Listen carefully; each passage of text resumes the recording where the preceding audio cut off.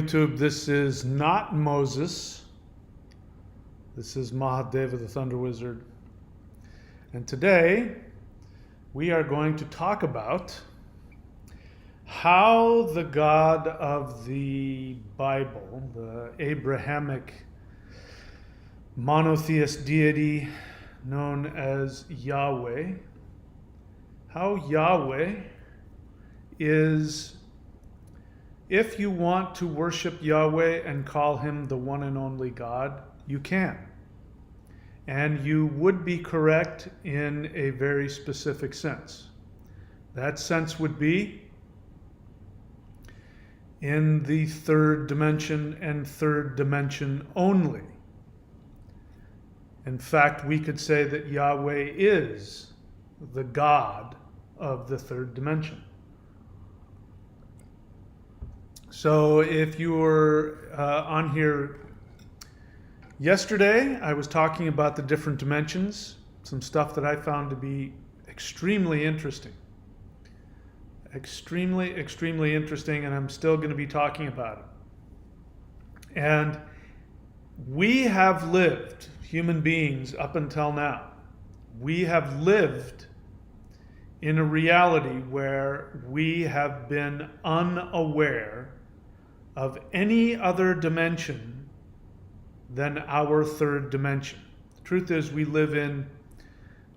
live in a three-dimensional world that is governed by the fourth dimension, which is time. And that's going to be important. So understand that our experience of time, going from, in a linear fashion, from early to late, from A to B, that is not what time is. That is only our experience of it in our three-dimensional experience. Without time, there would be no three-dimensional experience either. It would be a slideshow. So, you would take any point in time and freeze it. That's the third dimension without time. When you have time, you have these slides that continuously move what we call forward in time. And it works really well if what you want to have is a finite experience where you go through a sequence of events. In other words, if you want to incarnate as a human being and you want to have a lifetime of events, and if going from young to old, you will go through an experience of maturation, these kinds of things. The third dimension plus time is actually pretty excellent for that, because in the third dimension, our experience is a narcissistic one. Now, narcissism by itself is not a bad thing. When people use the word narcissist in a negative way, what they're really talking about is somebody who suffers from a mental illness. So narcissistic personality disorder is the kind of person that creates a psychopath or a sociopath. And it is very narcissistic, meaning they're completely wrapped up in the pursuit of finding an experience of their identity, which means that they're all about themselves all the time. I won't take the time to talk about what narcissism really is, but a narcissistic experience is one where you have a self-absorbed experience. We go around not really aware of others. If you stand next to somebody, you can't tell what somebody else is thinking. You might be able to pick up some cues from body language. If you're intuitive, you might pick up some emotions, but we're not psychic. That is a property of the third dimension. The third dimension is where you have your own thoughts to yourself, your own feelings to yourself, and nobody else has access to them. And that's important to know, because at the higher levels, the fifth dimension and above, that is not the case. In the fifth dimension, Everybody knows what everybody else is thinking. Everybody can feel what everybody else is feeling. And so much so that there's no need for verbal communication. Verbal communication is only necessary in the third dimension. And of course, there isn't a fourth dimension because the third dimension plus time. But the fifth dimension is, just to let you know, in the fifth dimension, you have access to all time. So in fact, I mean, we don't know. We have to guess what it would be like because we can only use the third dimension as a reference point and linear time as a reference point. So we're really guessing because we won't ever know until we get there. But fifth dimension, you have access to all times. Now, I'm not just talking about new agey stuff. I'm actually talking about what the scientists are saying, which is when I'm doing my research on dimensions, I'm not looking at YouTube, enter the fifth dimensional shift, because who knows what the hell you're going to get with that. But I'm looking at what scientists are saying, physicists, quantum physicists are saying about different dimensions. And they're still arguing about a lot of things, but some things they agree upon, which is that in the fifth dimension, you have access to all times. So, you're seeing the creation of the universe as well as the destruction of the universe. You see everything, and you can focus in on different periods of time. And you also, in the fifth dimension, there is a huge amount of energy. So I'm trying to remember exactly because a lot of it's over my head, but in the third dimension, if I read one physicist correctly, he was saying that light for us, like the light from the lamp or the light from the sun, is actually just sort of the spillover from the light in the fifth dimension. Same thing with, I think, electromagnetic waves or something like that. A lot of stuff that we think comes from our dimension is just sort of like the spill off. It just sort of spills and leaks into the third dimension. And so really, things like light is just evidence that there's a fifth dimension where that light came from. And in the fifth dimension, there is a lot more light. I believe there's a lot more electromagnetic energy, and you have access to all time. And you also have access to all potential realities. Now, as I understand it, in the third dimension, we are only expressing one possible reality at any given moment.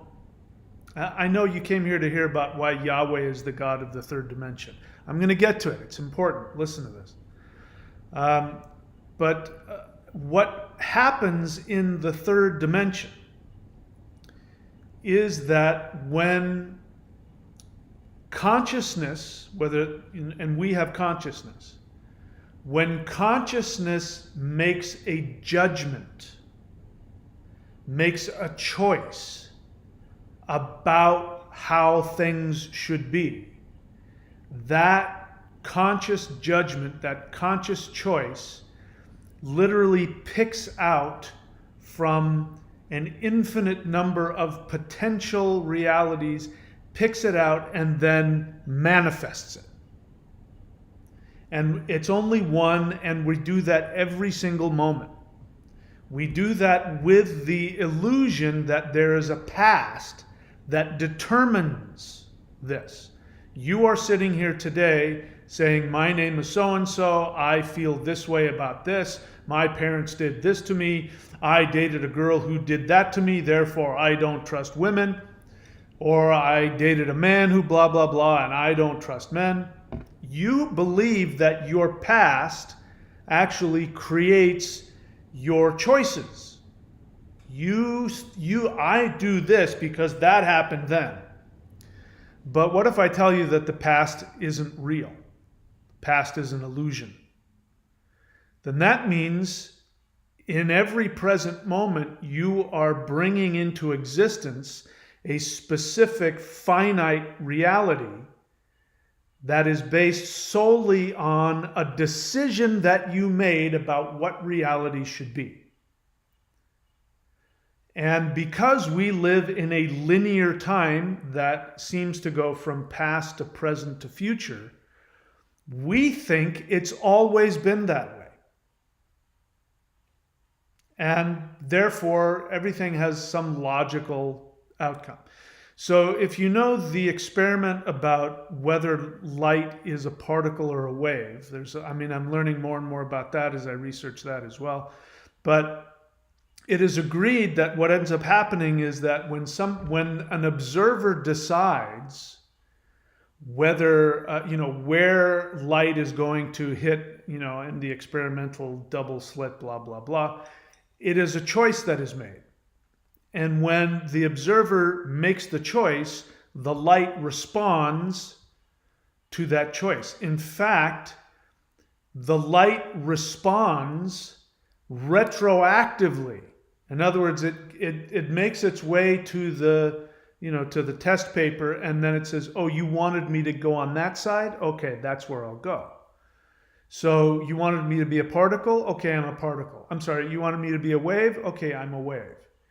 It makes the decision afterwards to make the past look like that's what it was always going to do.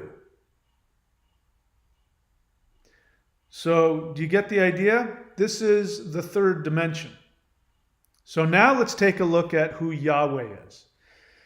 So in other words, if you truly want to manifest in the third dimension, then you're going to have to tap into the fifth dimension reality, which you can only do if you're a conscious being who does some kind of meditation.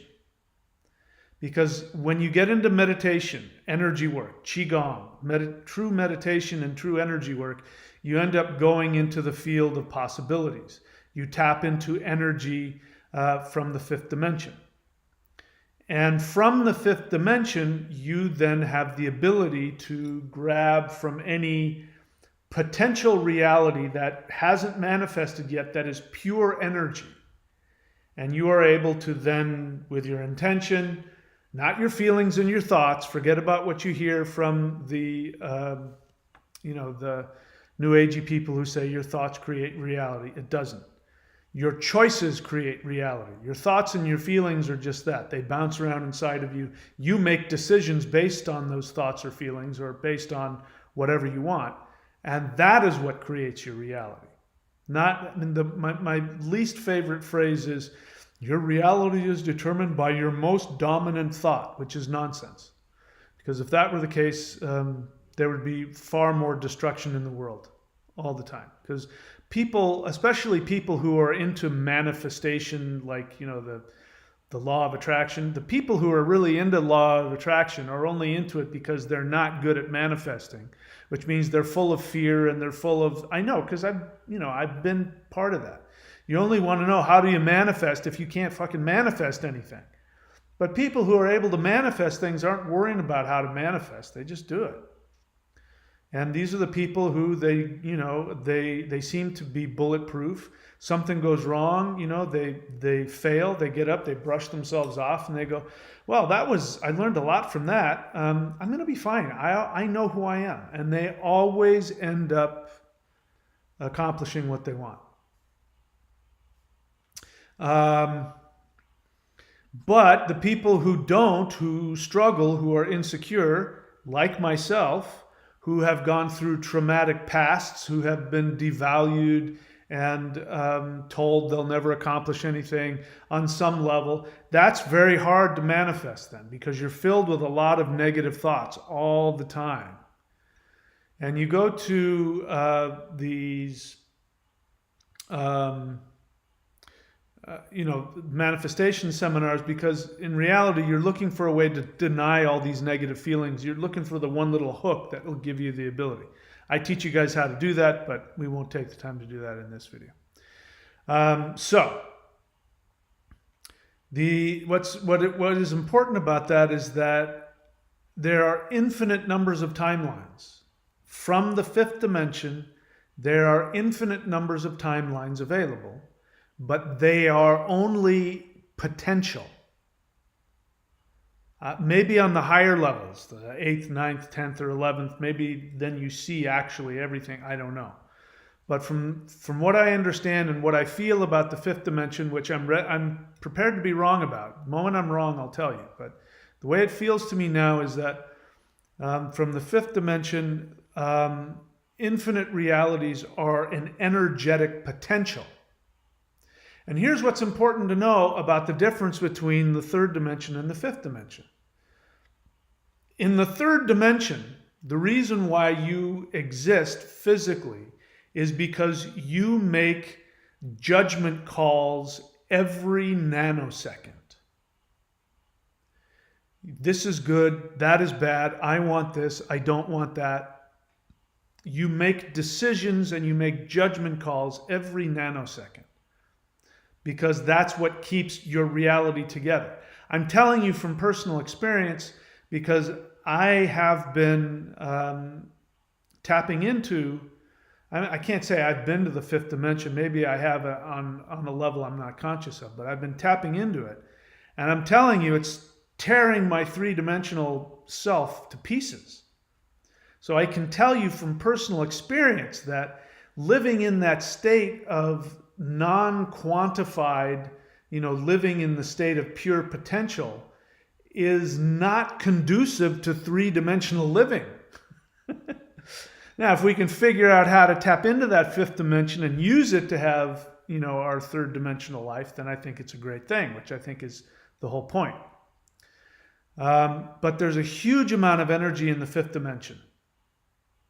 And we take that to create our three-dimensional reality. Okay, so you got the background now. Let's take a look at Yahweh. So Yahweh is the God of... I'd like to ask people, if you're new to the channel, I would like for you to please refrain from commenting and dumping your opinion. It's great that you have one. But imagine you're in a classroom and I'm giving a lecture. You don't have to agree with me, but at least sit and listen before you start dumping your opinion, because it distracts me otherwise. So let's take a look at the name Yahweh. So Yahweh is the God of the Abrahamic Bible. The New Testament is also associated with Yahweh.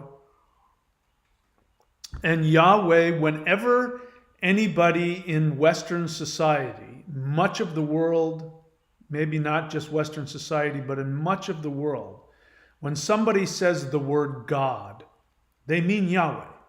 Even if they don't know the Bible, the concept of the one God, the one creator God, the one that's watching everything, is synonymous with the word God and the feeling behind it.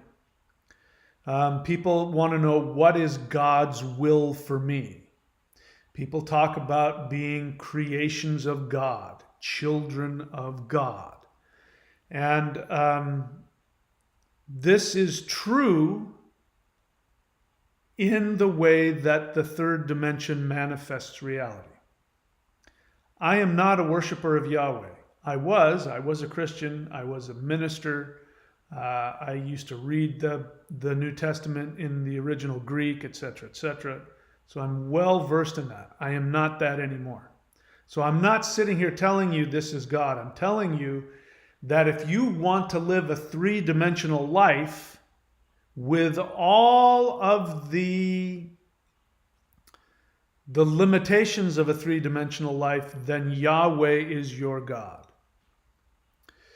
So let's go back to, what is three-dimensional reality? Three-dimensional reality is one timeline. One timeline that goes from past to future. One timeline where your past, in your experience, determines your present and your future. You are locked in. You cannot escape. You cannot get out. Your only way out of the third dimension is to die. To get to the end of your physical existence, that's the only way out of the third dimension. And if you want to really stay in the third dimension, then you need a power that keeps you in a three-dimensional locked state from past to future. You need to live in a state where you are continuously making judgments, which is a choice. By the way, every time you judge something, boy, that dress on her looks so stupid. That's the most beautiful dress I've ever seen. When you make especially the negative ones, when you make a judgment, it locks you in. It becomes true. Before you made the judgment, and I'm telling you, I do this all the time. I do this. I hear songs come on the radio. People walk past me, and I'm full of judgment, like many people. Maybe you're not. I am. It doesn't mean that I indulge in it, or that I respond, or I take actions, or I deny it. I accept that that's part of me, and I'm continuing to work to, when they pop up, to realize them and go, wow, that's not me. That's not me. Where's that coming from? Let's get rid of that. But when you make the judgment, oh my God, that dress looks so stupid, it then becomes reality. And if I do that, I become more physically entrenched in three-dimensional reality. And what is Yahweh known for? His judgment, his righteous judgment. That is his big thing. In fact, he is the ultimate judge.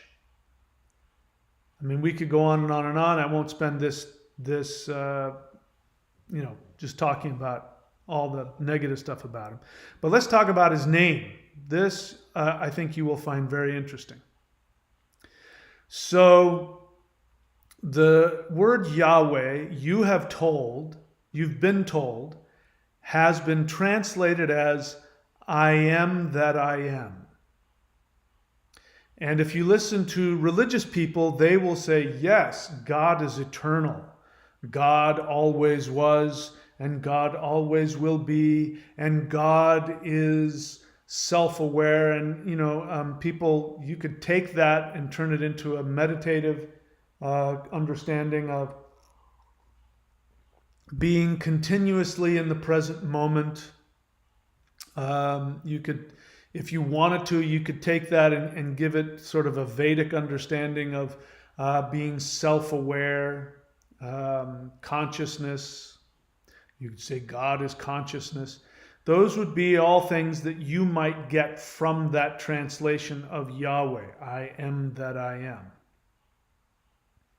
Before I get into what I found out, what that actually means, which is absolutely pertinent to three-dimensional reality, and why I'm saying that the worship of Yahweh, or the behavior that is similar to Yahweh, is what is keeping you trapped in the third dimension. What was I going to say? Anyway, I forgot where I was going with that. Maybe it'll come back to me. So Yahweh, I am that I am. Yahweh does not want anybody to worship any other god. That's important. So if you were a pantheistic god, pantheism means deity in everything, right? In other words, God is my coffee cup. God is my silly little necklace here with the eyeball of, staring at you. God is in the trees. This, we're talking about animism. Animism means a spirit within everything.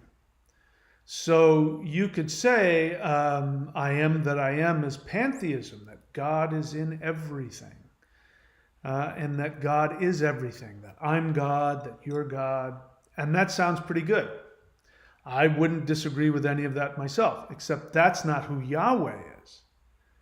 Yahweh says, thou shalt have no other gods before me. So if you dare to say in front of Yahweh, yeah, oh no, I see you and my friend over there. I worship my friend. I see you in that bird. Yahweh is going to have a conniption. He doesn't want that. In fact, he specifically says, do not look for me in the animals that crawl on the ground. Do not look for me in the sky where the birds are. Do not look for me under the ocean. Do not look for me in anything. You can only worship me as I am. I am separate from my creation. And he makes it very clear that he is separate from humans. The human spirit is a creation of Yahweh. It is not part of Yahweh. It is a creation.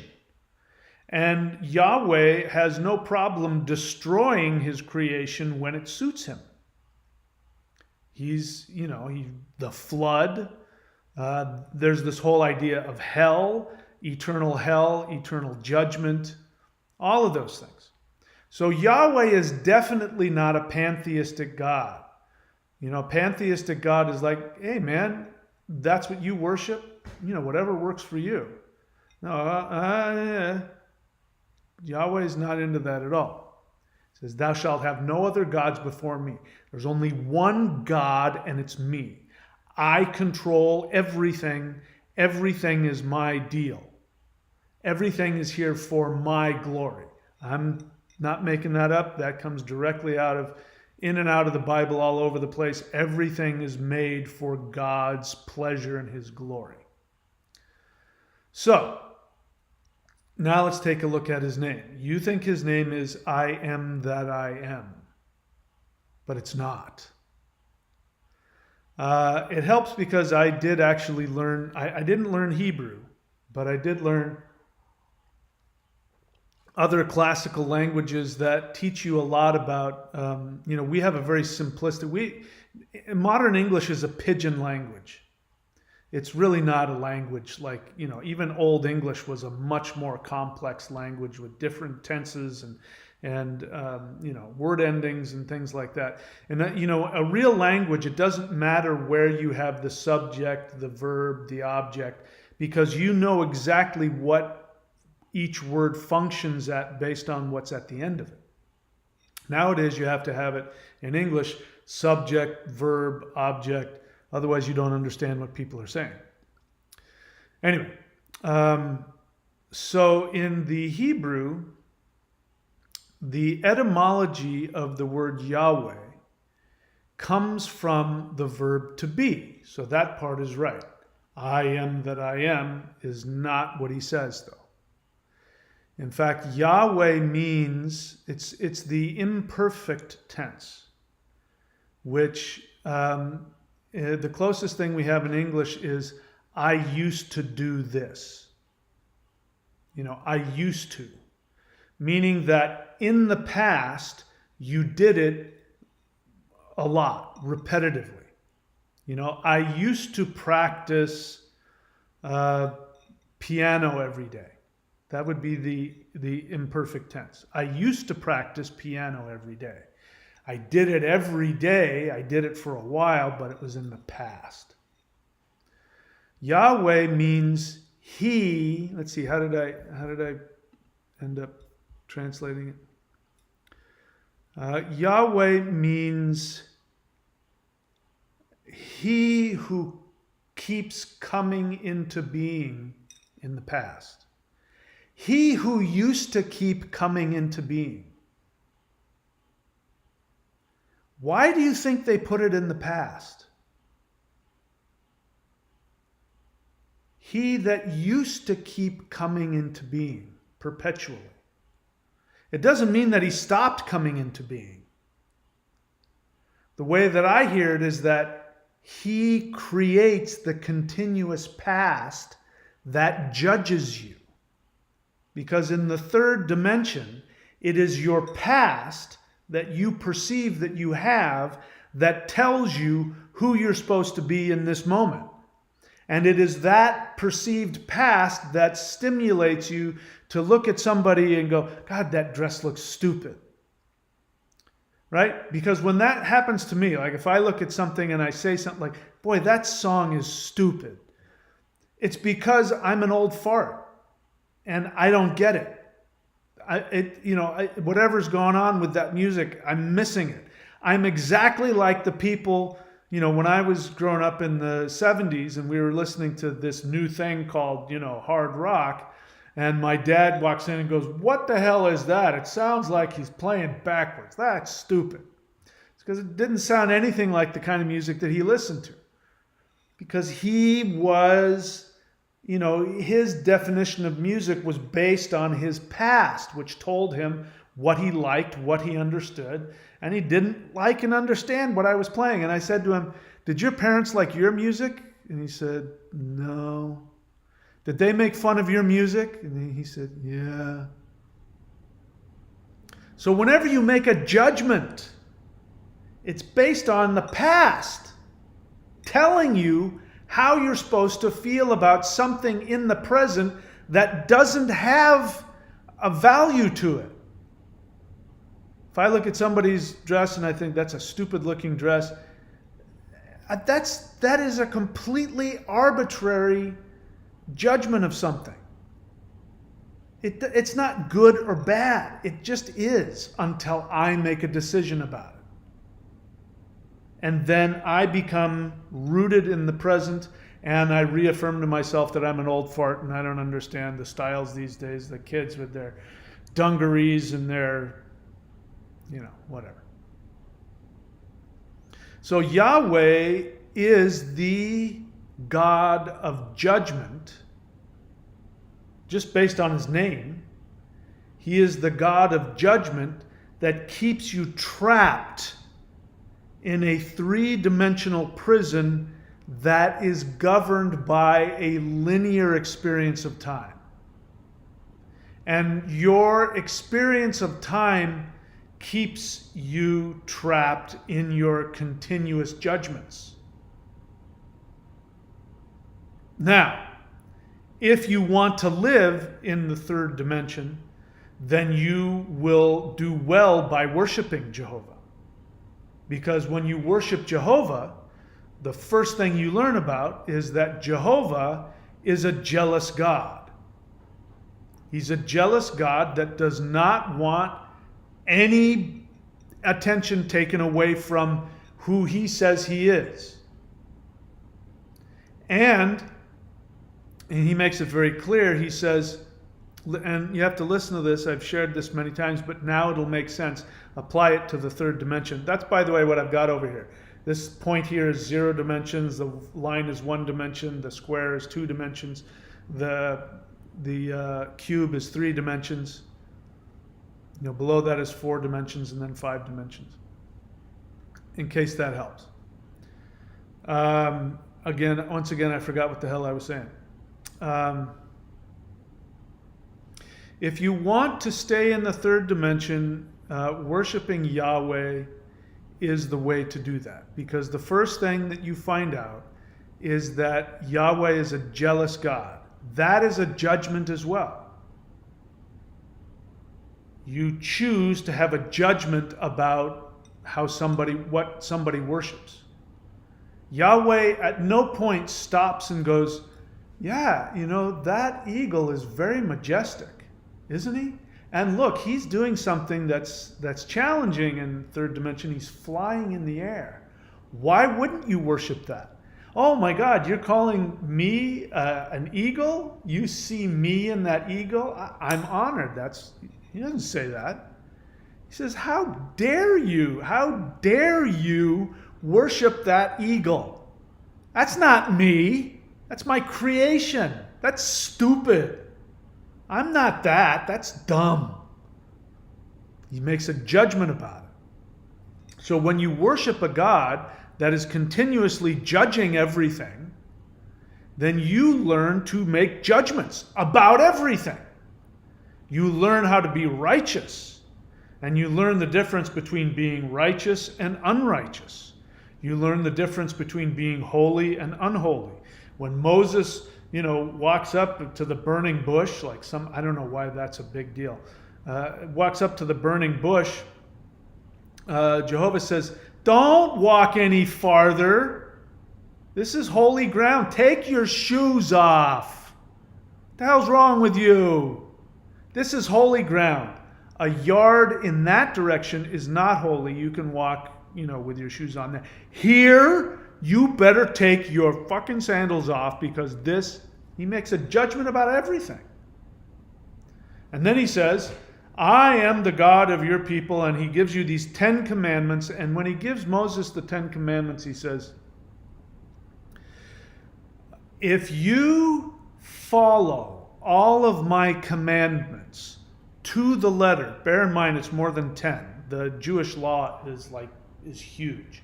You have to have the curly cues coming out here. You have to wear the big frisbee on your head. You have to have you have to have the threads coming out of your pockets, and all those things. That's all written in there. You all have to do that. You can't eat certain foods. You have to do this, right? The law is like this. So when Jehovah says, you follow all of my commandments to the letter, he's talking about the whole thing. All 750 billion of them. He says, if you follow all of my commandments exactly to the letter, then you love me. And if you love me, I will bless you, I will make you rich, he goes, all these things he will do for you if you follow all of those commandments, every single one of them to the letter perfectly. And then he says, and if you do not follow all of my commandments to the letter, then you hate me. And if you hate me, I hate you. And if I hate you, then he goes through all the ways that he's going to curse you. Curse your kids for 7 generations, give you boils, give you leprosy, give you all that. Very black and white. Judgments. Judgments keep you trapped in the third dimension. And Yahweh is the perfect deity to worship for that. So, if that's what you want, go right ahead. Get your tail to church or to temple or to Mormon or to whatever Bible-derived version you want. You're going to get some kind of religion that will keep you continuously manifested into one reality. And it will continue to create a bunch of negative feelings. It'll create anger, fear, jealousy. I mean, God himself is jealous. He says so. Jealousy, fear, anger, paranoia, greed. Because, again, look at the 10 Commandments.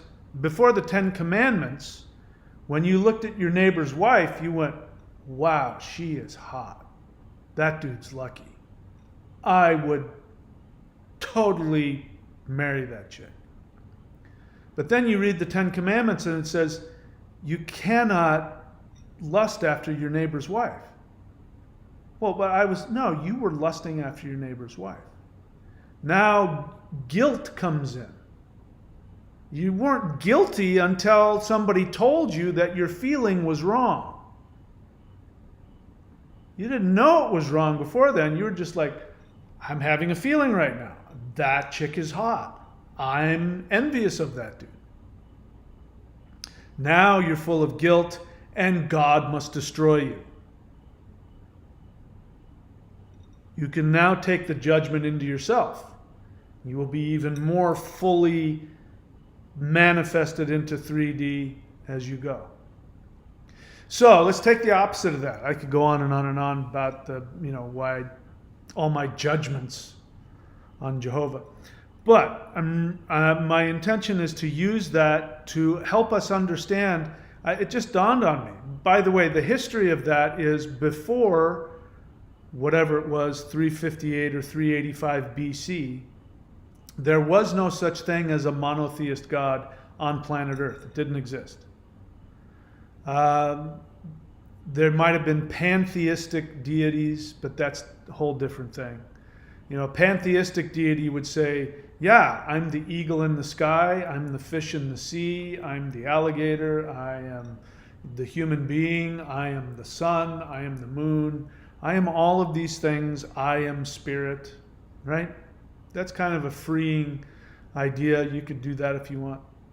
That was the closest that we had to a monotheist deity on planet Earth before 385 or 358 BC.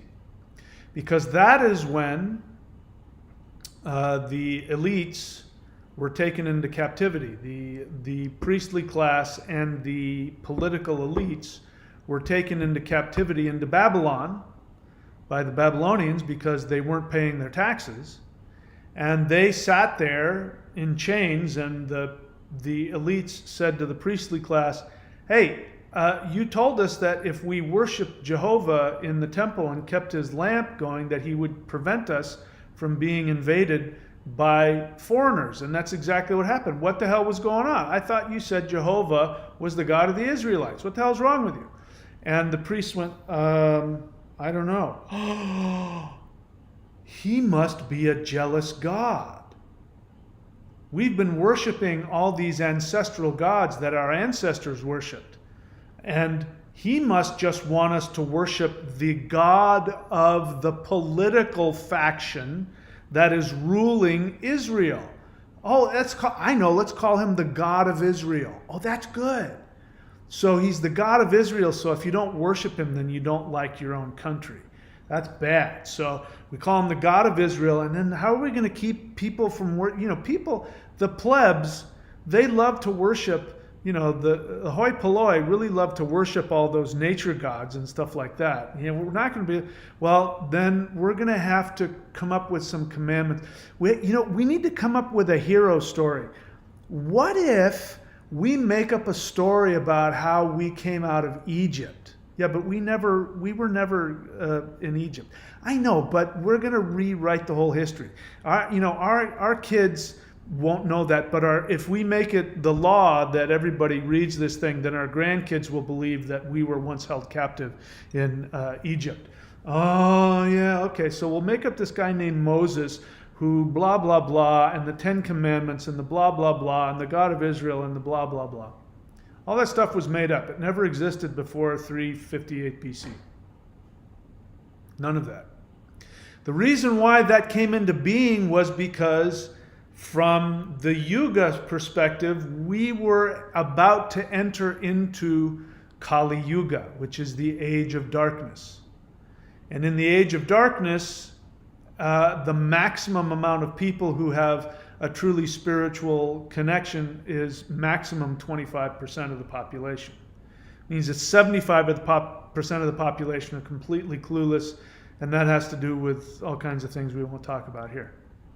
So they needed a God that would keep them trapped in the third dimension of Kali Yuga, the age of darkness. And up came Jehovah.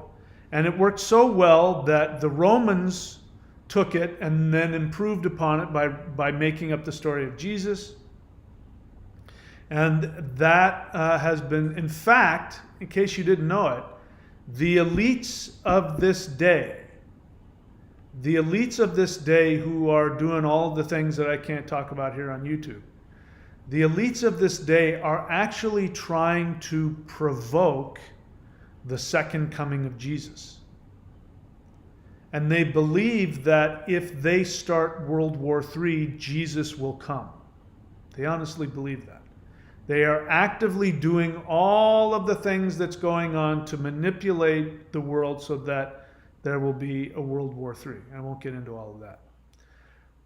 But that goes all the way back to the beginnings of Kali Yuga, where human beings became so blinded to their infinite spirit that they started to create a God that was their own narcissistic, trapped ego self.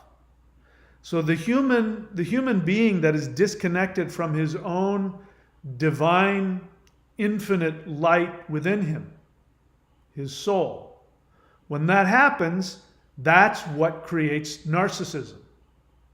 And so in order to validate people's narcissism, they projected it outwards as Jehovah, the one God who demands, because that's what a narcissist says. A narcissist says, you can't ever have anything other than me. You can't have any friends. You can't ever do anything except what I want. And everything you do is for my benefit. That is the essence of a narcissist. And so they project that onto reality, where they have this God who's separate from his creation, and he is a judgment God. He judges everything, which is what? Creation of the third dimension. So now that we're moving past that, and people are waking up to this understanding of that reality is infinite and that there's an infinite potential to reality, which means that we are starting to intuit more and more waves coming from the fifth dimension into our mind and our reality. We're starting to understand things we can't see. We can't quantify. Things, even in science now, they're talking about things that we can't see or quantify.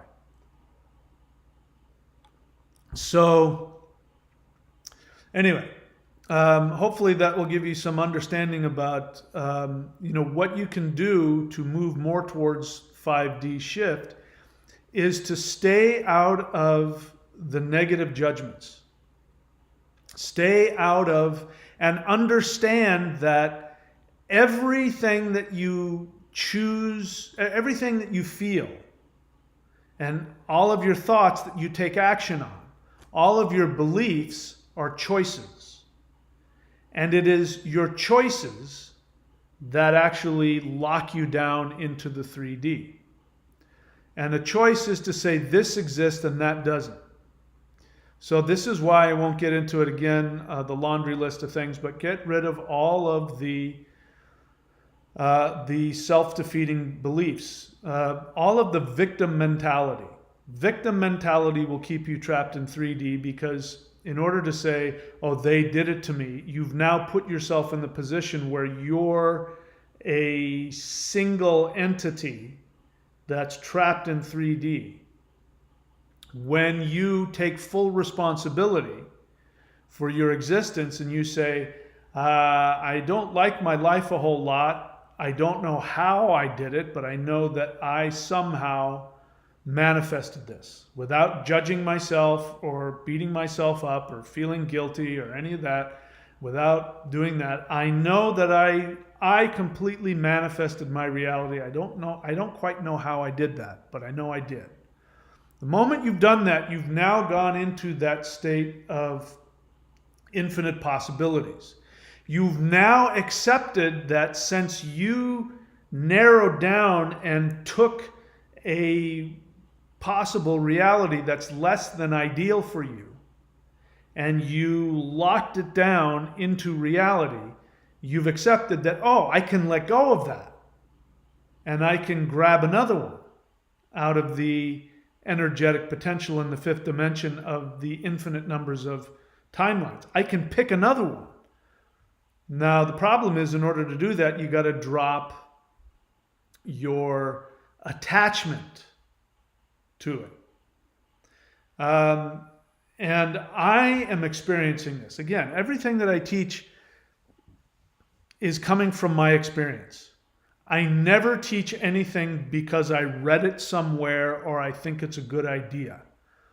I don't do that. If I'm telling you something about spiritual reality, it means that I have either proven it to myself through experimentation, or I have experienced it directly.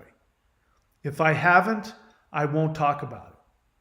People ask me questions all the time, and you hear me say, I don't know anything about that. Don't ask me about things I don't teach. I don't know anything about that. I can't talk about something I don't have any experience in. So I'm telling you from experience that our reality can completely shift based on your ability to be fluid and flexible in your reality. Fluid and flexible means number one, you drop all of the anything that binds you. And what will bind you is victim mentality. If you have a victim mentality, it'll bind you down into the third dimension, and you won't be able to, no matter how hard you try, you won't be able to make something else happen because you'll be attached to it. Let me give you an example without getting too specific, but in my most recent excursions into the fifth dimension,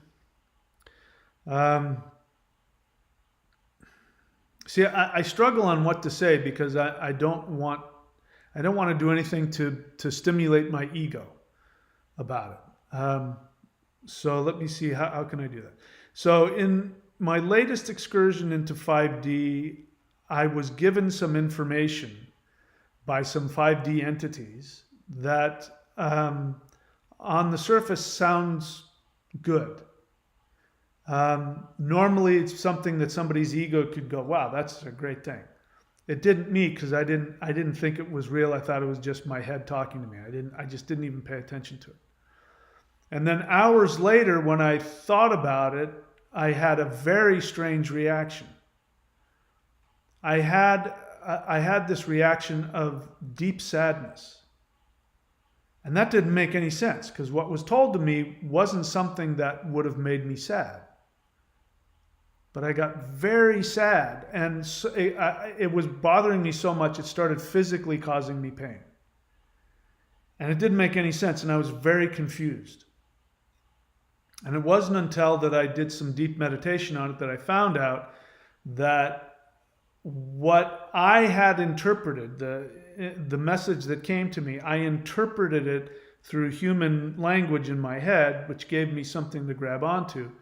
But the ramifications of it were much more far-reaching, and it went back to an experience I had as a 7-year-old, where I had an out-of-body experience, and I went and I became the light, etc., etc.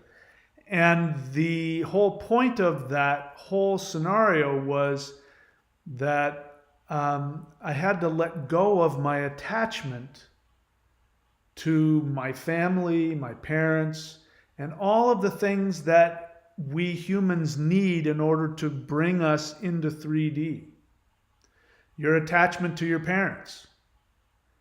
Your parents might have been wonderful. I hope they were. Or they might have been abusive. And there's usually like a sliding scale. Nobody's perfect. But we are designed. In fact, I just read this today, that little kids are in a state of hypnosis up until the age of 7. Did you know that? So we can't help but be completely, totally attached to our parents, to our society, to our school, to our church, to, those first 7 years, we are in a state of hypnosis. So we become attached to it, even if it's horrible. We become attached to it, and we think that our existence depends upon a positive connection to that past, even if it's a memory, even if, my parents are dead. And then I realized the true scope of these beings, that these beings are in the fifth dimension, which means the information that they gave me in that experience, they were simultaneously giving to my 7-year-old self. And the feeling that I was having was, number one, the feeling of letting go of the hypnotic attachment to being a 3D human. But it was also I forgot what the second part of it was. I mean, that's how deep and far-reaching it is. And then I became aware that, when you venture into the fifth dimension, your third dimension reality starts to come apart. And so I'm going to have to figure out how to keep doing this without completely discombobulating myself. But I want the 5D more than I want the 3D. And even that makes me sad. But that is the truth, whether I like it or not. So the days of Yahweh are coming to an end. The days of judgment, which locks us down into one belief, one emotion, one reality, are coming to an end. So do you understand on a deeper level why on my live stream I don't want people spouting their opinions? Because when you spout your opinion, especially unsolicited, it's not like I asked you, hey, what's your opinion on this? When you spout your unsolicited opinion, you nail yourself down into the 3D. When you ask an honest question, asking a question means that you are flexible to the answer, which means you're not nailed down. When you share a feeling, I'm sad, I'm angry, I'm happy, I'm confused. When you do that, you're also not nailed down because you're not judging anything or making conclusions. You are simply in the flexible place of having a feeling. And the other thing I've learned about the 5D is that the 5D emotions are infinitely more intense there than in 3D. And so any feelings that are judgmental, that lock you down, contractive feelings, anger, fear, judgment, greed, jealousy, those kinds of feelings are contractive feelings. They weigh you down and they lock you in place. Expansive feelings, on the other hand, is what is the fuel in the fifth dimension. Love, openness, unconditional love, no judgment, curiosity. So in other words, a 5D being, if they were to focus, because they can see all times, happening at once.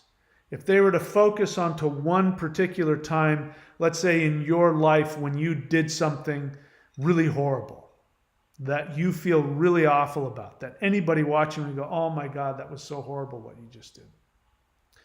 5D beings will look at that. And instead of making a judgment, they will be curious. Why would they do that? What was that person feeling that drove them to think and choose to make that decision? I want to understand that person. They have an expansive view. They have no judgment. And the love that they feel is, I can't even put words to it. They really, give me a good example. Imagine you come across a little puppy that's feral. A wild little puppy that doesn't know that you're a safe human being and it's growling and snapping at you. You wouldn't take it personally. You wouldn't get mad at that little puppy. A person walks by and yells at you and says bad names, you're going to get your feelings hurt. A little puppy, barks and snarls at you. You don't get upset. You start thinking, oh my God, that poor little puppy. How can I interact with that puppy so that I can get him to trust me because he's so cute. I just want to pick him up and hold him and hug him and love him. That's how they feel about us. Any being that has a spirit, that has a soul, that has consciousness, to them is I can't even put words to how beautiful and amazing that is to them. They are attracted to light. And they are extremely attracted to human beings in the third dimension who are seeking to expand themselves. You're working on your spirituality. You're trapped in this three-dimensional health, maybe from your perspective. Maybe you're happy. I don't know. I'm not trying to wish anything on anybody. But let's say you're going through hell right now. You're in a lot of pain and you hate this three-dimensional prison that you're in. And you're trying to better yourself. You're trying to learn to manifest your soul desire. You're trying to tap into the spirit. You're trying to expand. You're doing your mantras or your qigong or your meditation or whatever it is that you're doing. That, it's like a light that's starting to grow, and they're drawn to that. And they desperately want to reach out and connect to you. But if they do, it'll freak you out because they can see you, they can feel you, but if they reach out and interact with you without your permission, without you reaching out to them, their energy, their vibration will actually, you'll experience it as damage. You'll think that you're being damaged by something. You won't understand. Anyway, the time is coming where that veil is coming away, and there's going to be more and more interaction between us and the beings of 5D. Anyway, I've talked long enough. If you have a question, please write the word question in all caps and then write your question. And then, or you can share your honest feeling. The rest of it, I'd prefer not to deal with. All right, let's take a look and see what we got here. We've got Thundra. She is one of my Vedic astrologers. You can go to her website, thundra.thunderwizard.com, thundra.thunderwizard.com. It's got a bunch of other things she offers. Vincent.thunderwizard.com, same thing. He is one of my astrologers, and you can see up at the top of the chat there, you can see all the stuff that he offers. Go check him out. All right, I don't want to, that's not a question, that's not a question, that's not a question. No questions. No questions. Well, either what I said was so brilliant and amazing that I completely explained it to you in a way where you didn't need to ask any questions, or I'm so off base that you're scratching your head going, what the hell is he talking about? Or I bored you to death and you left. So, I don't know what it is. I'll give you a chance to write a question if you have any. If not, then I'll do a little business. So if you go up here to thunderwizard.com, it's the beginning of the month, scroll around until you see Warrior 90-Day Lightning Qigong. Remember what I just got through saying, which is the beings of 5D, if they were to reach out and interact with you without your reaching out to them or without your permission, it could be something you experience as damaging. At the very least, it would frighten the hell out of you. You wouldn't know, anyway, just because they're from another dimension, and it would be very strange. It would shatter your three-dimensional reality. Trust me, it would shatter it. But that day is coming where there will be open interaction between the 3D and the 5D, because planet Earth and human beings are making the transition. I honestly don't know how long that transition is going to take. It might take hundreds or thousands of years. I don't know. I just know that the veil has come down and the transition has begun. And there's going to be more people. Some people are going to have, a lot of one-on-one interaction with them, and some people will see it from afar, and some people will hear about it. Some people will just feel it, but it is happening. In order to make the shift, we have to be willing to shift our frequency. And that can only be done with four-dimensional practices. So I've just talked to you about what it is to be, third dimensional religion is worshiping a God that is full of anger and judgment. That will keep you trapped in 3D. That is spiritual because you're worshiping something outside of you. You're believing in a God, but you're believing in the God of the third dimension.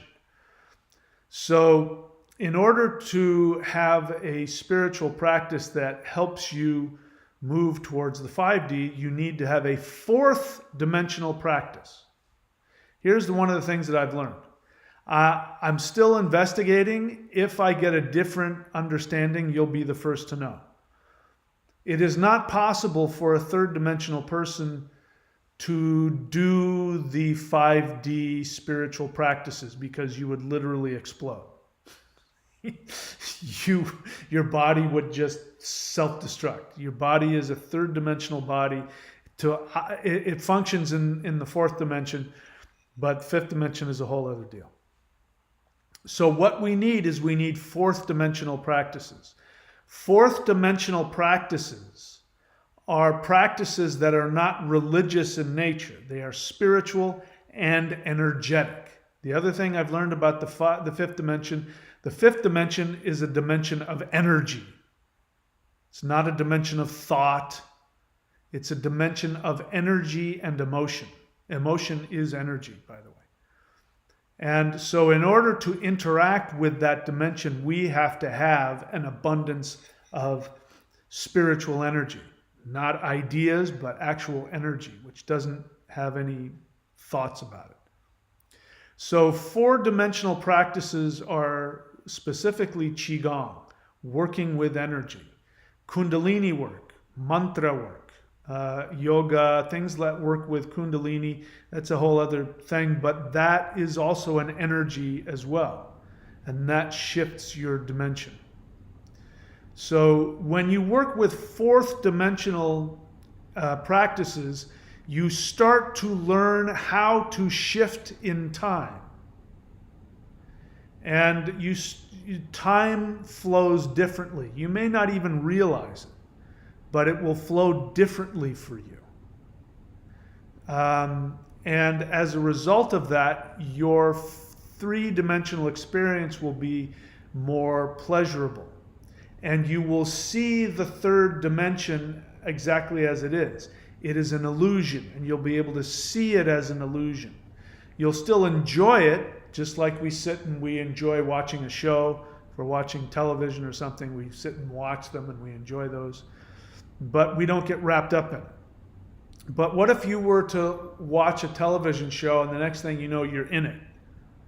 That's the 3D. You're in the illusion and you don't know that you're watching an illusion. When you do fourth dimensional practices, you get a power over time that allows you to it sort of greases the wheel for you. So in 3 dimensions, you don't get as trapped. And on top of that, you are able to have more interactions with 5D realities and 5D beings who are completely, totally focused on your enlightenment and your empowerment and your awareness. So that is what we do here at thunderwizard.com.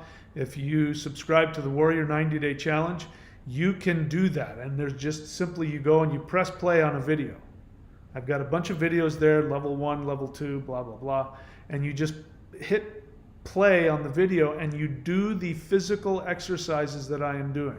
And I guarantee you, you will have results. If you don't like it, you can unsubscribe. You don't want to do that? Great. Go onto my channel and do the free stuff. Do the Awakening the Immortals.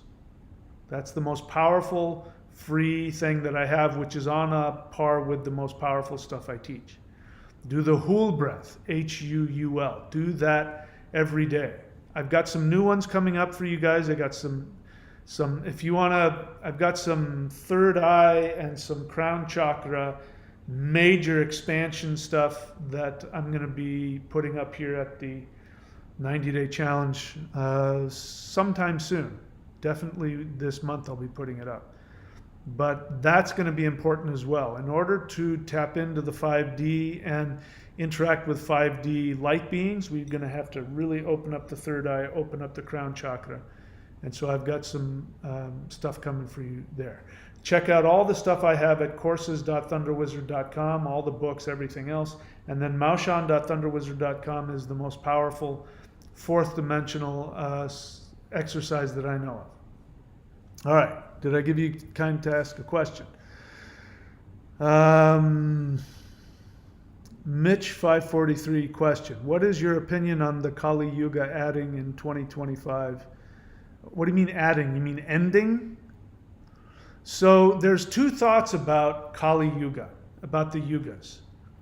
I don't know which one is more popular, but there's a very popular view among even Vedics that the Yugas are something like, millions of years. And anyway, that's a really messed up, wrong calculation.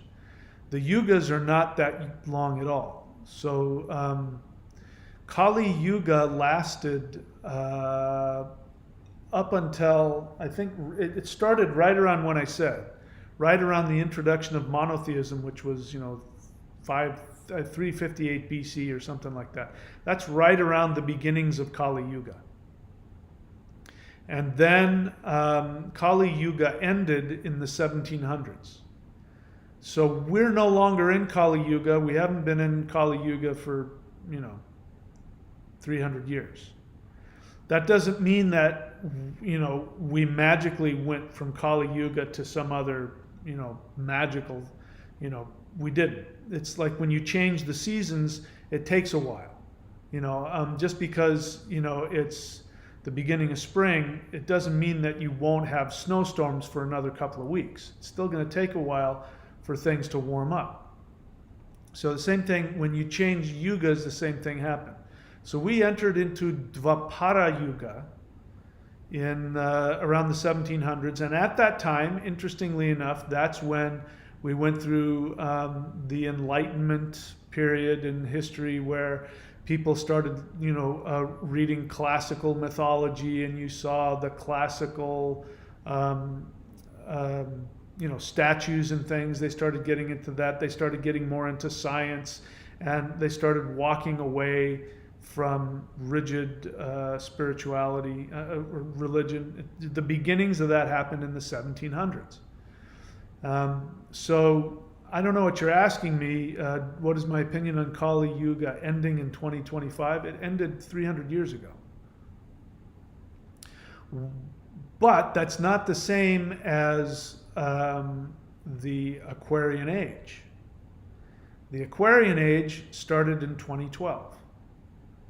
And so again, that wasn't too long ago, but I can tell you, because I'm old enough to remember 2012, and things began shifting very rapidly from that point on.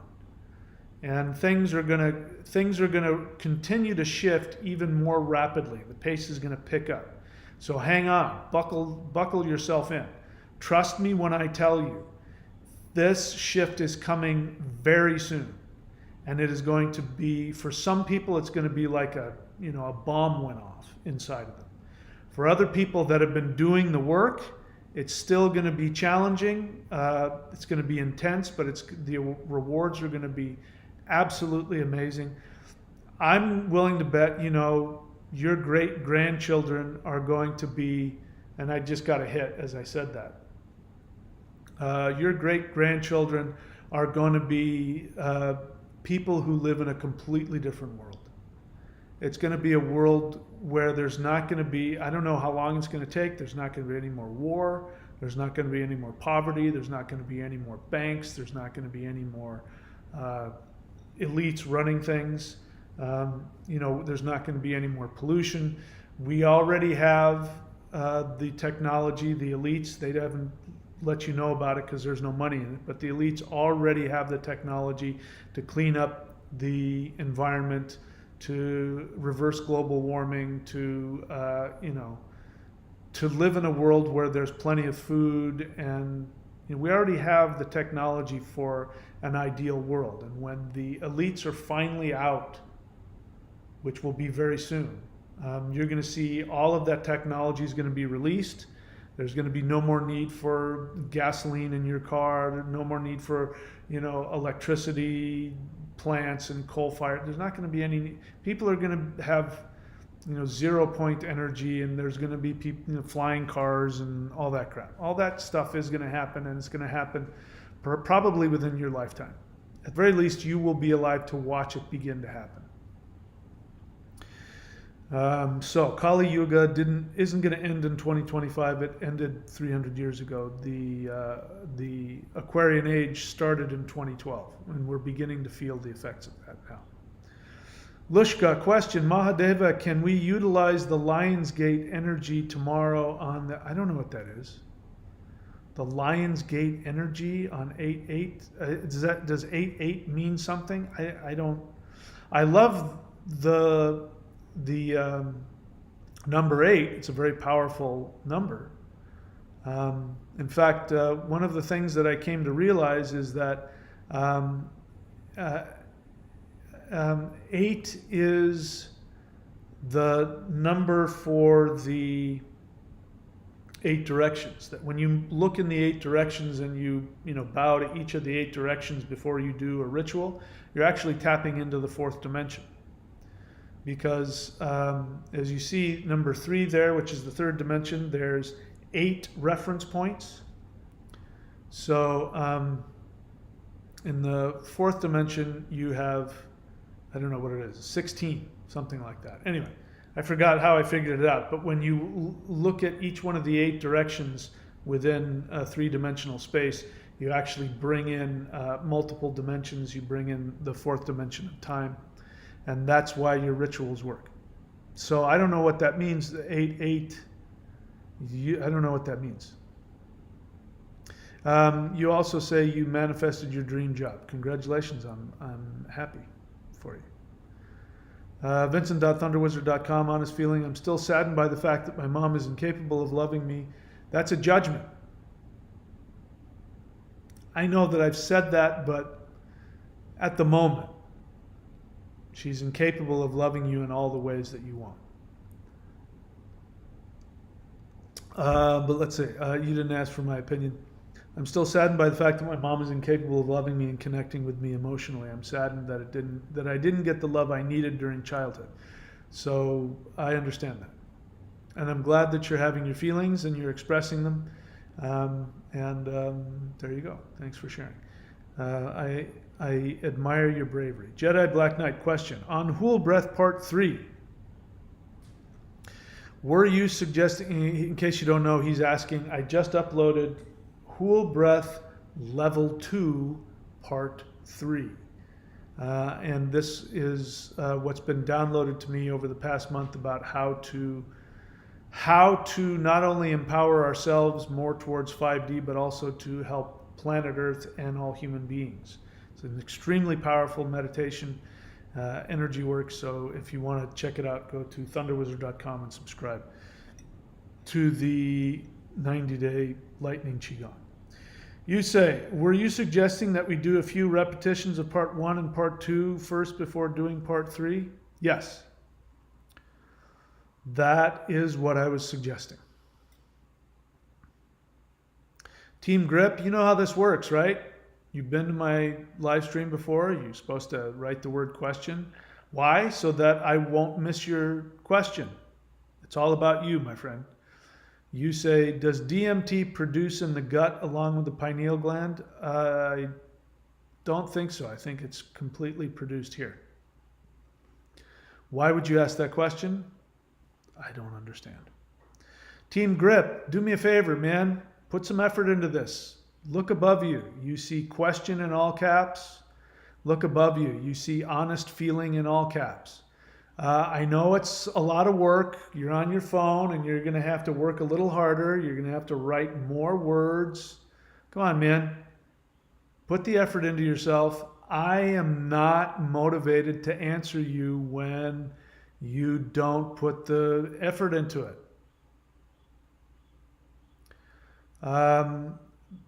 Okay, so Team Grip, that's not a feeling. So let me educate you a little bit. You're making a statement and you're making a judgment on that statement. You haven't shown one feeling in that. I'll read it. You say, Loki has placed challenges in front of me, waiting for me to realize I need them to grow and conquer them. That's not a feeling. You're sharing a set of events. You're making a decision on that. I don't know what that means. You're spiritualizing it by saying Loki's put challenges. I mean, I get it. You've got challenges.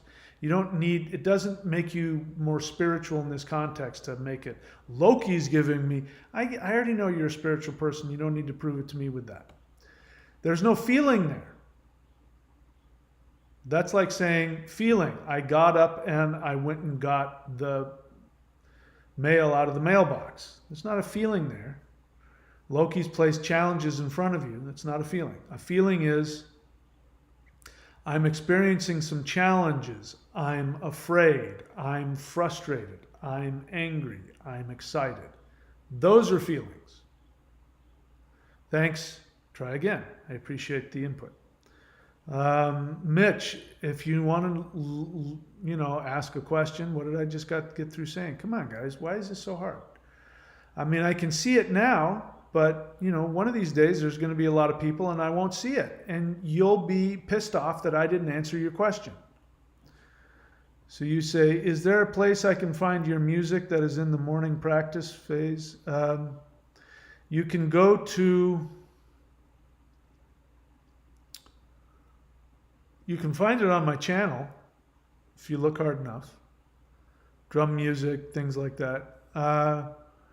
And if you go to, what is that called? CD Baby. I think you can still find my things on CD Baby. cdbaby.com. Let's, just for fun, let me see. That was so long ago that I did that. I made all those. I mean, I should have been a musician, but it was not in the stars.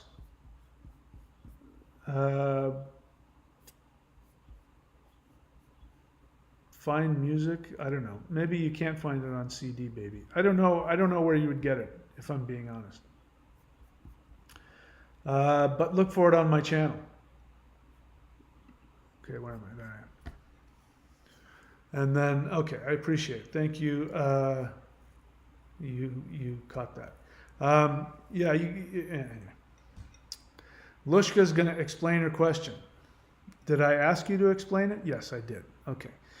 You said the Lion's Gate is a powerful conjunction with Leo and Sirius conjunction to bring down the 5 dream matrix to Gaia, according to whom? And then you say, but you've mentioned Western is off by 24 degrees. So, it's Western astrology. Listen, you can use whatever the heck you want. If you feel that it empowers you, then go do it. In this scenario, I don't feel the need to be self-righteous about, that. If somebody told you that on such and such day, the opening to 5D is going to be greater, by all means, use it. But I'm here to tell you that the gate is already open. The gate is already open.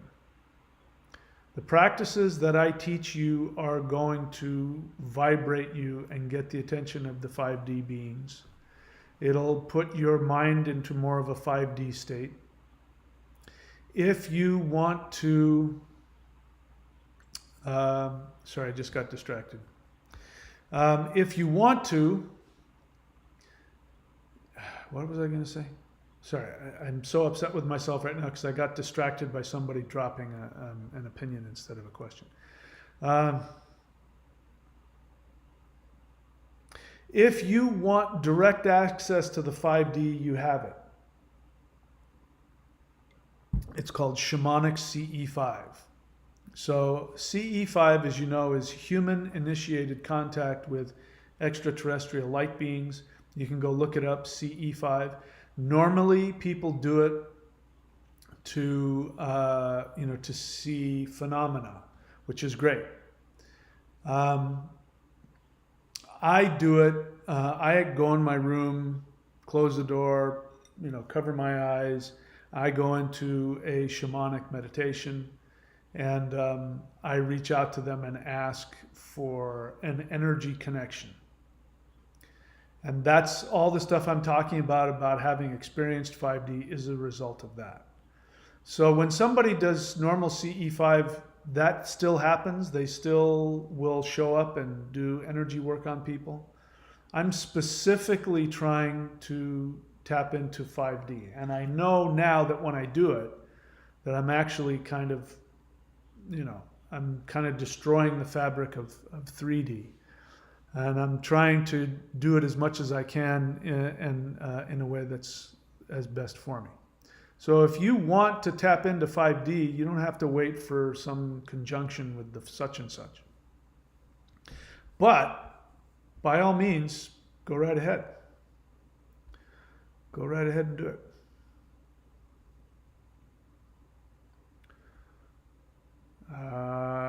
Okay, Lushka, you don't have to tell Team Grip what's going on. He asked me a question. I'm perfectly capable of responding. All right, you guys are talking to each other. Team Grip, feeling. When I met the 5D being, I felt very hostile vibrations. Is this normal? I don't know I would need all of the context. Are you saying that you did CE5 and when you met with a 5D being, what did that mean? How did it experience itself? How do you know all that happened? Assuming that that's true, then that's an understandable experience. If you want to know the absolute horrific fear that I experienced my first time that I was consciously aware that I was interacting with one, you can watch it on my channel. You go back to, it's got to be somewhere in the end of June. But I have the video of me, I specifically have, the video of him, I think it was one guy, taking over my radio, and it screwed me up. I mean, it messed me up physically. And let me be clear, he didn't do anything. He did open me up energetically. He put a finger on I'm assuming it was a finger. I didn't physically see it. But there was something going on with my crown chakra. I felt like somebody was touching my crown chakra. And, but I became so bent out of shape because I couldn't make conscious sense of what had just happened. It became real to me that there are 5D beings that interact with humans. And my whole understanding of reality completely, totally shattered. That caused me to go into a mental spin that I couldn't get out of. And I had a lot of fear, and I couldn't get out of that. But half of me was absolutely thrilled, and it made me so happy to know that the universe is filled with beings that exist on much higher vibrational frequencies, whose reality is based on love, is based on all spiritual things. That part of me loved it, but my 3D brain couldn't tolerate it. So if you really did have an experience with a 5D being and you experienced it as hostile, it was hostile only in the sense that the vibrations were so high and the reality of what you were experiencing was so new and so different, probably to all of your unconscious beliefs about reality, that you felt it was an assault on you personally when it wasn't. It was just destroying your understanding of 3D. And your physical 3D body may have felt may have been frightened. So you're making a judgment on your fear that it's hostile. But anyway, so that's an understandable feeling. That, there's a reason why they don't, manifest in full 3D in front of most people, because it would be so shocking and so frightening, and people would die of heart attacks. They're so different, and their energy is so different and so pure that it feels, it can feel like that, what you described, which is why I suggest, doing it little bits at a time. And, I have to do it. That's why I'm not doing a live stream CE5 right now. It's because I know my body well enough to know that I'm still not recovered from the last one. And I won't do another one until I'm fully recovered again. Because I'm still in 3 different time zones. My spirit is still back, when I was 7, and is still here now and is off with them and trying to figure it all out. I know that's happening because my body, I can feel it in my body. I'm not 100% here. So I'm going to wait until I'm back in my body 100%, and then I'll do it again. What else?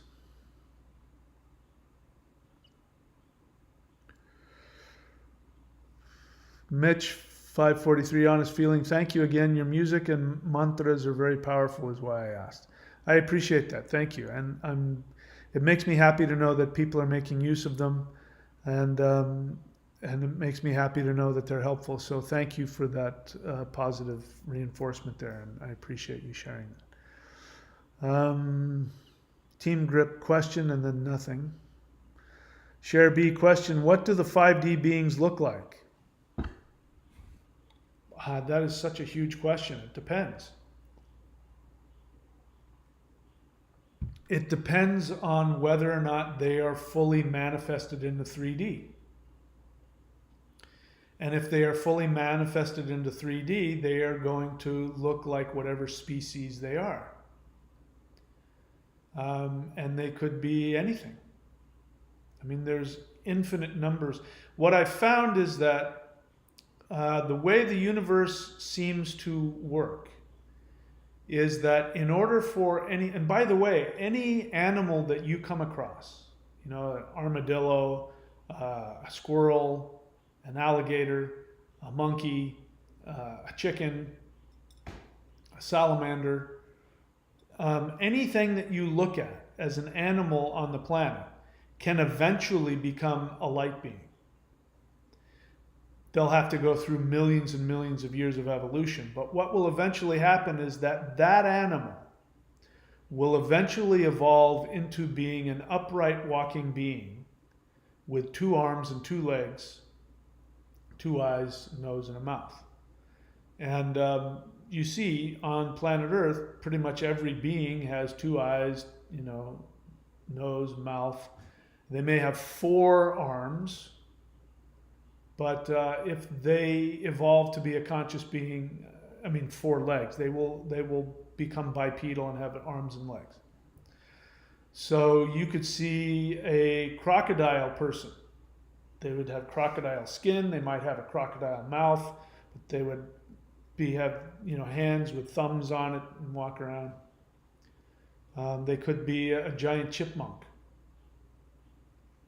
So what do they look like? That depends on whatever species they are, if they were to manifest into 3D.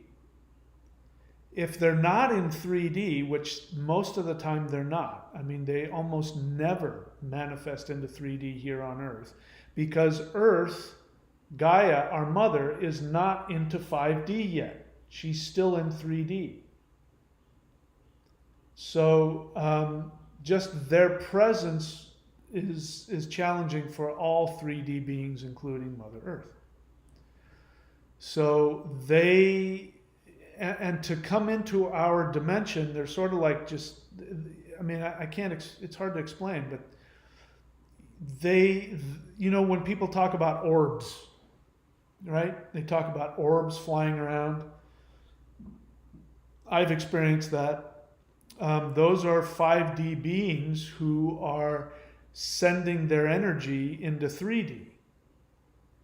And a lot of the orbs, they look sort of like bubbles that are like moving around like that.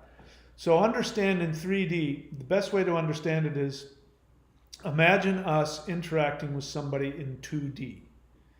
So imagine 2D as being like, put your fingers in front of your eyes like this. Imagine that's all that you can see. You can't see above or below. You can only see a strip like that in front of you. That's your entire reality. Now imagine a beach ball. You take a beach ball and you put that up through that space. At first you're going to see this little thing, and then you're going to see this square colored red, and then you're going to see just this square moving, and then you'll see this little piece and disappear. So you can't see round, you can only see flat 2D images, and you just see this thing in front of you. So you haven't even had the slightest clue that it's this ball. You don't have any idea because you've never experienced 3D. So when 5D beings come into 3D, they're doing that. They're coming into our dimension, but we're only seeing like a ball of light that goes around like this. It could be, whatever they are, whatever 5D looks like, because I've never, physically with my eyes seen 5D, because that's impossible.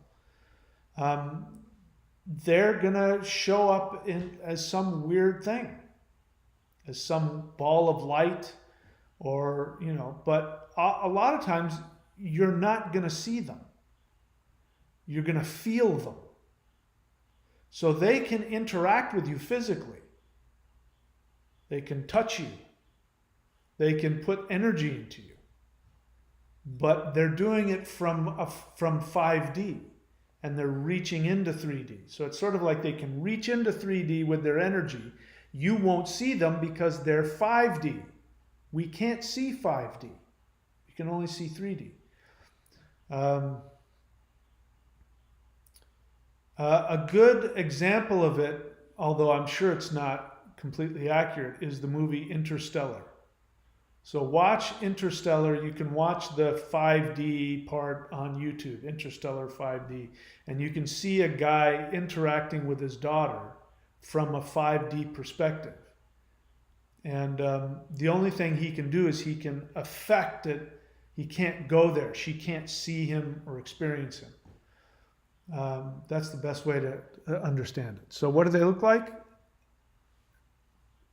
There's no answer to that question.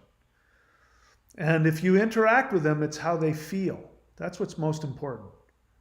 The energy that they give off and the energy that they have is what's most important about them.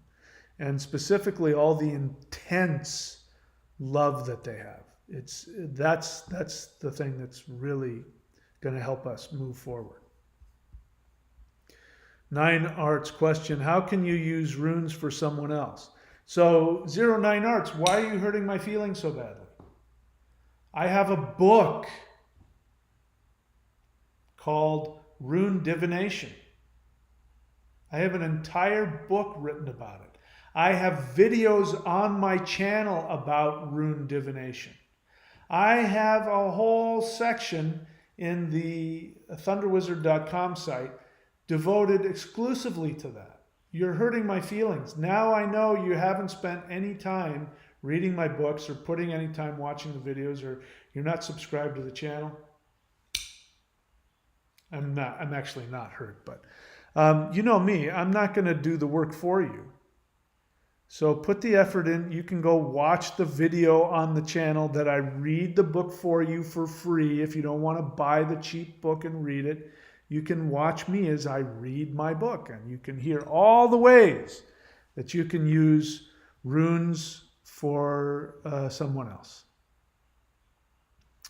But it's, you ask, for example, urus when someone else needs to regain their strength. I mean, it's pretty obvious, don't you think? The same way that you would meditate for somebody. It's real simple. You just bring up either the feeling of them or an image of them, and you chant the rune for them. That's it. Nothing fancy. And they would be empowered by that. It would be a very nice thing to do. So anyway, I gave you a hard time, but that is a worthwhile question.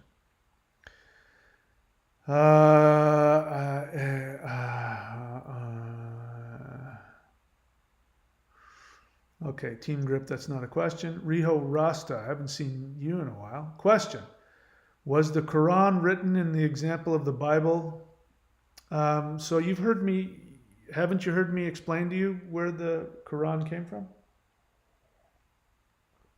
I don't know what you mean by, it's not an adaptation of the Bible, although they have a lot of biblical stuff in there. He used things from the Old Testament. So the short answer to your question is yes.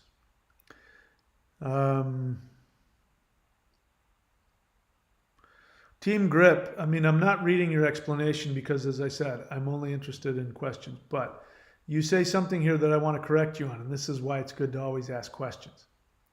You say, afterwards, you did something I don't recommend. You used an external stimulation to get you into 5D, which is not the same. Let me just tell you, it's not the same. I'm not saying that nothing happened, that you didn't have that experience. I'm just saying it's like riding in a horse and buggy when you can be on, you can be in a supersonic jet. I would recommend doing a more direct experience. Anyway. You say, I knew how powerful the mind is. I want to help you with that. This isn't about your mind. You think your mind is powerful. Your mind is not powerful. Unless we're talking about your meditative mind, which isn't your brain, it isn't your thoughts.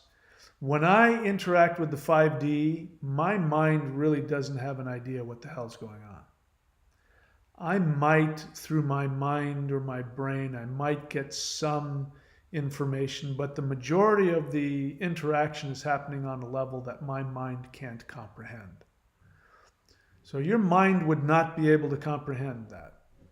I don't know what it is about the chemical you mentioned, but there seems to be a lot of people who have that experience. There's something about it, but that's because it's something that the brain produces anyway. So anyway, I just want to get you out of that idea of your mind. It's one thing to see, doing things just with the mind is sort of like, well, it's sort of like, just watching something, on a computer through a keyhole. You don't have any personal experience. You don't have nearly the energy experience or anything else. You're sort of watching it, and you have like it's a disconnected experience. Anyway, I'm not going to get into that now, but anyway, let's see.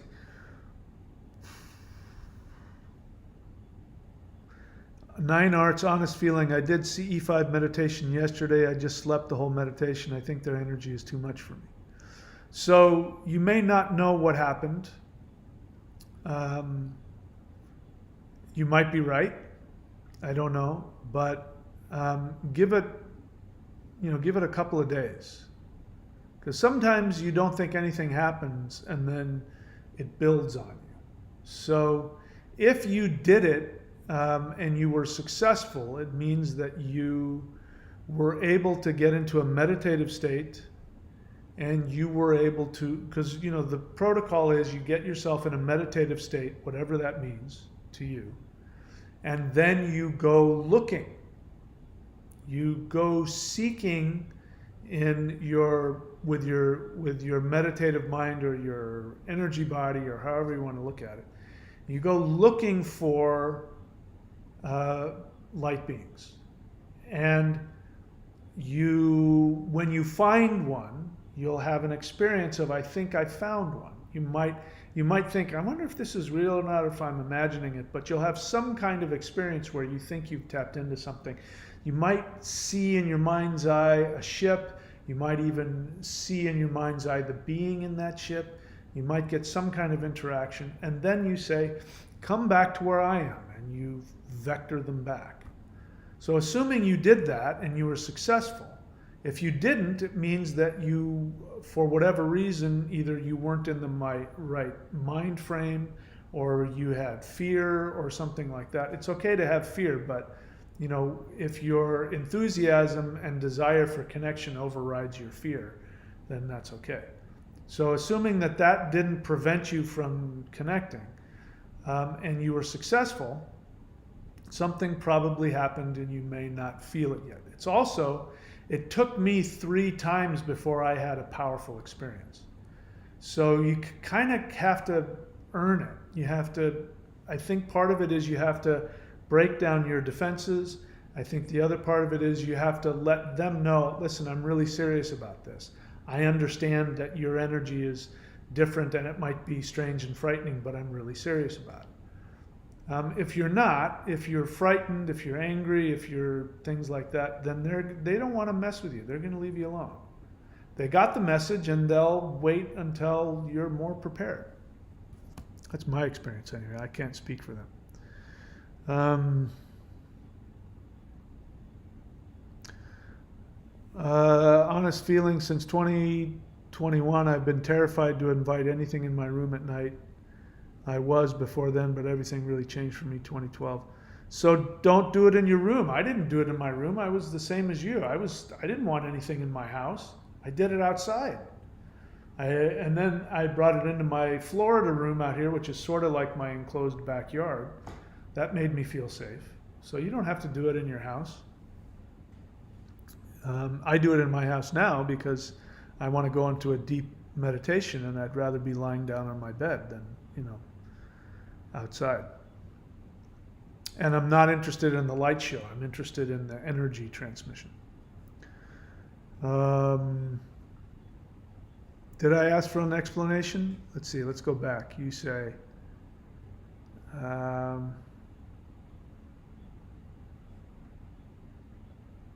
don't remember asking for that explanation. But anyway, I may have. My apologies if I was dismissive.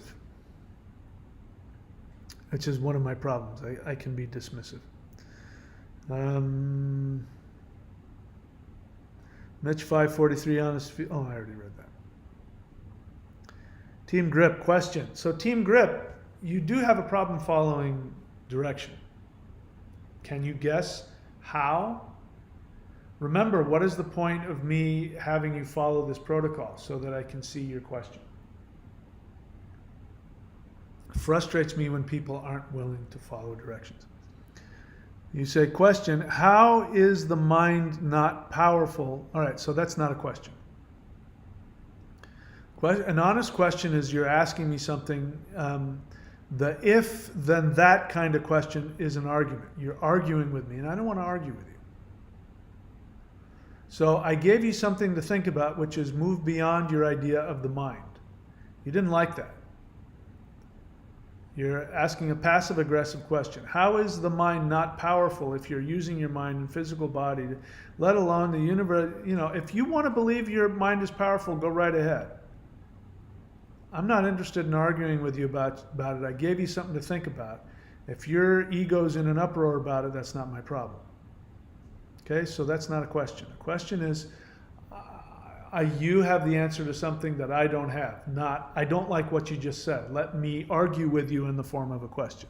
That's passive-aggressive, and that is one way to really piss me off. Tsutsai Yozdi question, are the runes in 5D, and can they help me into 5D? That is a great question. I've thought about that myself. I don't know if the runes are in 5D. I would say the runes are a gateway to 5D. I myself, again, some people do CE5 and they can do it a lot and it doesn't, screw with their reality. I do CE5 and of course I do it in meditation and I want to connect with them energetically. It screws with my understanding of reality and it takes me a while to, it's a really heavy psychedelic trip that I need to come back to Earth and integrate it. Runes are the same thing for me. I do not mess around with the runes. I do a lot of rune readings, but I don't chant runes unless I'm dead serious about that rune completely transforming me. So my experience of the runes is similar. Runes definitely have a 5D connection for me, but I think it's probably a personal experience. Can they help you in 5D? Absolutely, no two ways about it. Mitch543 threw down $4.99. Thank you very much. I appreciate it. I appreciate the gesture, and I appreciate the financial support. Team Grip Feeling. All right, that's not a, look, man, I'm not interested. You just now repeated yourself. I told you to think about the mind in a different way. You didn't like that. I told you, hey, I don't want to argue with you about it. And now you're arguing with me about it again. I'm not even going to read it, but what you just wrote is really passive aggressive. It's aggressive, and it's devaluing of me. And I don't want that. And if you keep interacting with me like that, I'm going to find ways so that that doesn't happen again. So, yeah, I'm really turned off right now. I'm sorry you're upset, but, look, Team Grip, I don't know you. Are you one of my students? Are you in any way involved with the stuff that I teach? Are you just somebody that comes onto my channel and now you're starting crap with me? I don't want to do that with you. Let's see. And you're going on and on and on. All right, I'm done, man. I'm going to give you a chance to think about whether or not you want to be on this channel. And, try it again later. I don't want to be upset. I'm here you're in my home. I'm trying to interact with you. I'm giving you my opinion. You don't have to like it. So if you don't like it, you can go somewhere else. What else? Okay. Team Grip, I'm going to say this to you. Tell me if I'm wrong. You smoke weed, right? People who smoke weed are really attached to their intellect. And everything that you wrote on those things was your intellect. And I'm telling you to drop the intellect. Telling you to, I'm also trying to help you. And the fact, it's okay that you don't like what I said. It's okay that your feathers are ruffled. All of that stuff is okay. But bear in mind, I didn't come knocking on your door and say, do you want to come into my house and listen to what I have to say and then tell me what you think? No, you come into my house, and if you don't like the cookies that I serve, you're free to leave and go find cookies somewhere else. But don't sit around and smell them and tell me why you don't like my cookies. Okay? That's how we do things here. This is my channel. This is my home. I'm sharing my thoughts, my feelings. Everybody is absolutely free to have your own opinions. And if I want to know what you think about what I say, I'll ask you. Okay. Very good. All right. I don't see any other questions here. I'm getting cranky. So I'm getting cranky, so it's time for me to go. All right, I've done all the business. I've told you guys where all the links are. Again, there's some really cool stuff coming. I actually have a big list of them, but one of them is I'm going to upload a really simple, powerful meditation that's going to open your third eye and your crown chakra and help you with the 5D stuff. Let me see. Feeling in question, two things at once. Let's see. Tsutsayodi says, I feel strong going into 5D knowing that they are gateways to, runes. Runes are gateways to 5D because I like practicing them. Me too. Is there a specific rune that you think may balance my reality? All the runes are gonna, no, there isn't one rune. Any of them will do what you're asking. So feel free to pick a rune that you like the most and go with that. That will help you to connect to 5D in the way that you're asking. Okay, that's it. Thank you so much, my friends. I appreciate you showing up. I appreciate you giving me a platform to speak. I love all of you. I want nothing more than to help every single person listening to me uh, prosper and evolve in whatever way is best for you. Again, as always, if I've done or said anything that's been dismissive, offensive, hurtful, know that I'm doing my best. Part of that is what I do. I do put the mirror on you. I love you enough that I'm going to tell you what I think, even if you don't want to hear it, in the attempt to try and help you. And sometimes I make mistakes and sometimes I'm human, but that's just who I am. So I appreciate all of your love and your tolerance and your support of the channel. So that's it. Give me your good thoughts, and when you think of me, put me in your meditations and send me some good energy. And I will be back really soon. Thank you, my friends. I love you all. See you next time.